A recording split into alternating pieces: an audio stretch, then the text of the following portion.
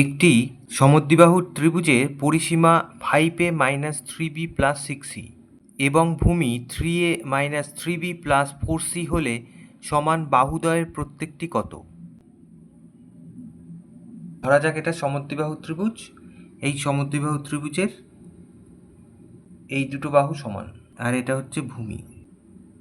তাহলে এই ভূমিটার দৈর্ঘ্য দিয়ে দিয়েছে, এই যে এইটা, আর এই সমান বাহুদ্বয়ের দৈর্ঘ্য জিজ্ঞাসা করেছে, পরিসীমা দেওয়া আছে।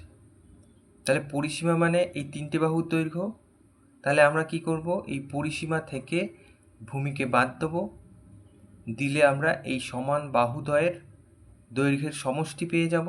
সেই সমষ্টিকে যদি আমরা 2 দিয়ে ভাগ করি তাহলে প্রত্যেকটির দৈর্ঘ্য পেয়ে যাব।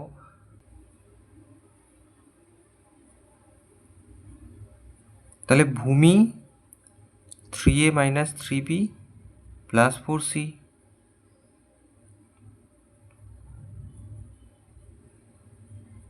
পরিসীমা 5a minus 3b plus 6c।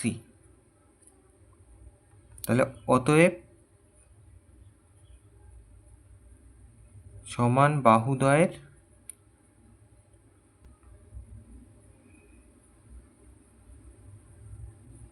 প্রত্যেকটি সমান সমান, তাহলে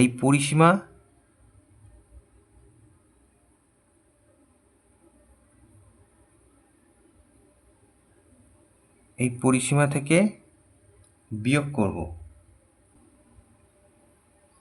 কাকে বিয়োগ করব? এই ভূমিকে বিয়োগ করব।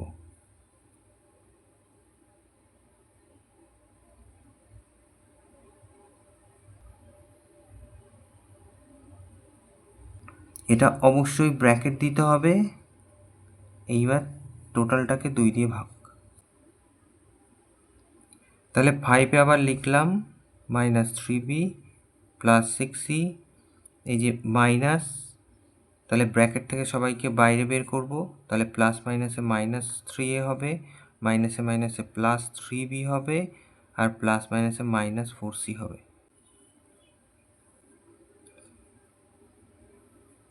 তলায় 2 ছিল। এইবার এ আর এর হিসেব হবে প্লাস 5a মাইনাস 3a, তাহলে 2a, 3b, আর এই 3b প্লাস মাইনাসে আছে, কেটে যাচ্ছে, আর 6c আর মাইনাস 4c হিসেব করলে 2c হবে। তলায় 2,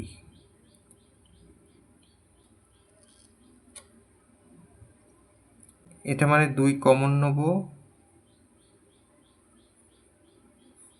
তলায় 2, তাহলে 2 দিয়ে কেটে যাচ্ছে।